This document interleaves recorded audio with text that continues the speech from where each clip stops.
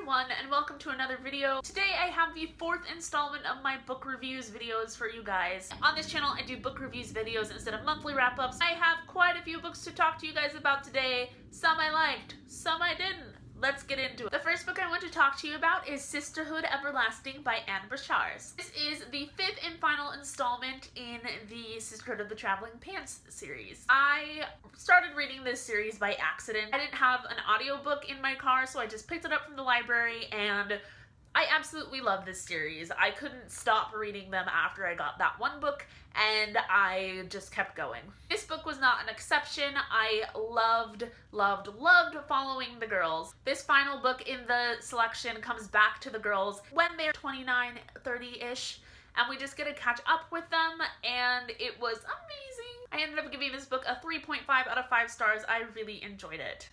And I heard that they're making a Sisterhood of the Traveling Pants movie to correlate with this book. Apparently, I don't know if it's still happening, but I heard a rumor and my whole life is like, yes. Then I read the third book in the Harry Potter series, Harry Potter and the Prisoner of Azkaban. I think that this book is my favorite out of the whole series.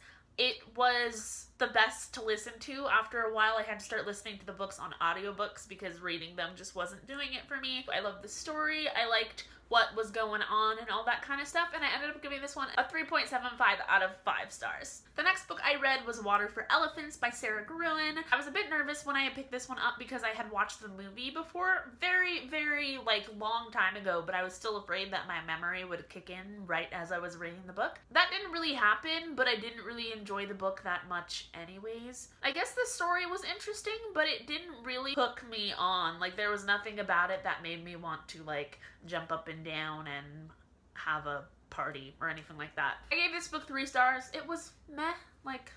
The next book I read was The Crown by Kira Cass, which is the 5th installment in the Selection series. All of the characters in these books make me want to throw things at the walls. Did I read all 5 books? Yes. Did I enjoy them? Yes. I have a sweet spot in my heart for dating shows. They can be like the grossest stuff ever and I'll still like be like, this is gross, pass the popcorn. And that's kind of how I felt about this book. Was it amazing?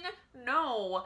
Was it annoying? Oh yeah. But I read it and I enjoyed it. I'm actually kind of sad to say goodbye to this series. It was one that I could pick up and know that even though it was probably going to be cheesy, it was going to be entertaining and it was going to be something that I enjoyed. I ended up giving this book a 3.5 out of 5 stars. It wasn't like the best thing I've ever read, but like, you know what? Sometimes you just need fluff. You need fluff in your life. The next book I read was Summer Days and Summer Nights, which is an anthology that was put together and edited by Stephanie Perkins that features various authors. I was super excited to read this one because I really enjoyed the holiday version of this anthology. It came out a couple of years ago. Unfortunately, nothing can top that holiday one right now. I'm just in love with the holiday one, and I compared this one to the holiday one, which I shouldn't have, but it was not as good. I really love that Stephanie Perkins continued the story that she had written in the holiday edition of this anthology because that was my favorite story in all of it. But overall, it wasn't a, like, special book to me. I ended up giving it a 3.5 out of 5 stars. It was okay. The next book I read was The Color Purple by Alice Walker. I've had this book on my TBR list for a really long time, but the thing that made me read it immediately was the Broadway musical getting a revival. I am a musical theater nerd, and when I couldn't stop myself from singing The Color Purple cast recording, like, in the shower, I was like, okay, I need to read this book. I need to read the original piece. It just needs to happen. That being said, I really enjoyed it. It wasn't my favorite thing ever, but I really commend Alice Walker for being able to address so many, like, issues in this book. She talked about sexuality, gender, and the struggles of being a dark-skinned Black woman from the voice of a dark-skinned Black woman, and I found that it was great. It wasn't my favorite, but it is very seldom that I read a book in the perspective of a dark-skinned Black woman, and I will never get tired of that, so I really did enjoy seeing this in a perspective that I could relate to. I ended up giving this book a 3.5 out of 5 stars. Not my favorite, but it was good. The next book I read was Harry Potter and the Goblet of Fire. This one I think is my second favorite book in the series. It started getting dark in this book, and I liked that. That was something that I had not seen in the previous books, and I just really enjoyed how dark it was getting. I gave this book a 3.25 out of 5 stars. It was great. Then I read a book entitled Breadcrumbs by Anne Usuru, which is a middle grade retelling of the fairy tale Hansel and Gretel. I was really excited to pick up this book, but it wasn't really my cup of tea. I really enjoyed the first half of the book, which was kind of set up for the fairy tale part of it, but as soon as the fairy tale aspects of the book came in, I was just like, I don't know what it is about me, but sometimes when it takes too long for the fairy tale aspects to come in, it's hard for me to see the book as a fairy tale book after that. So yeah, I enjoyed it, but it wasn't really my cup of tea. I ended up giving it a 3 out of 5 stars. Then I read Harry Potter and the Order of the Phoenix. This one was my least favorite.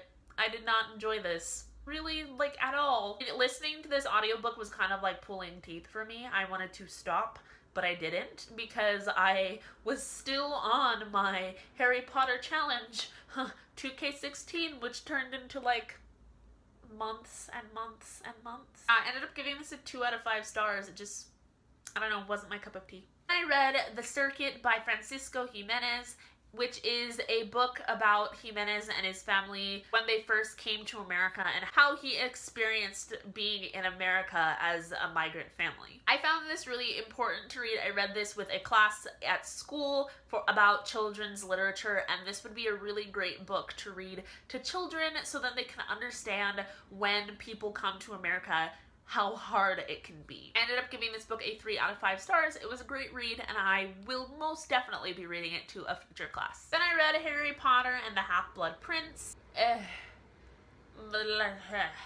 Yeah, it was after the Order of the Phoenix that everything just kind of went downhill. I was listening to the audiobook, and there were times where I would just tune the audiobook out and just stop listening, and then I'd come back in when something was really interesting, but then I wouldn't understand how we got there. So yeah, I ended up giving this one a 2.75 out of 5 stars, but do I know exactly what happened in this book? Not really. And I read Love is a Higher Law by David Levithan. This book follows 3 teens and what happens to them on and around the date of 9/11. There was nothing in this book for me to not like. There were alternating chapters, which I love. There were great characters. There was raw emotion, but it didn't really hit a huge feeling for me. It didn't really evoke a lot. It was good. It was good, but it wasn't amazing. I ended up giving this book a 3 out of 5 stars. Next book I read was The Handmaid's Tale by Margaret Atwood. I went into this book super excited about it. I'd heard so much about it, but in the end I found it really hard to follow the characters, and I was really confused about what was happening the whole time. However, even though I had a really hard time understanding what was happening with the characters, I most definitely understood what was happening to the world, and that'd be creepy. I read this before I even knew that there was going to be a TV show, and I have watched the first season of The Handmaid's Tale, and that is good. That stuff be real good.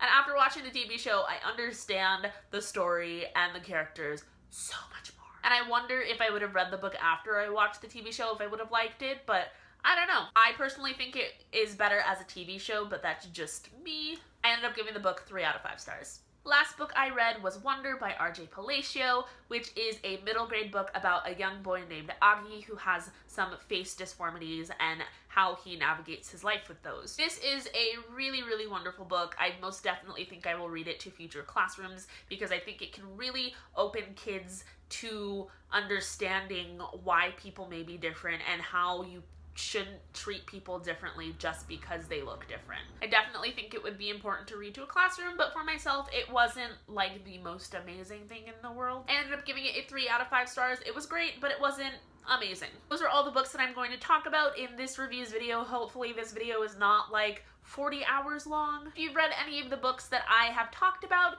let me know in the comments below and I will be there conversing with you. In the doobly-doo, I will leave all of the written reviews that I wrote for these books, so if you would like to know more about how I felt about these books, please go down there and check them out. I hope you are having a wonderful, blissful day, and I'll see you in the next video. Bye!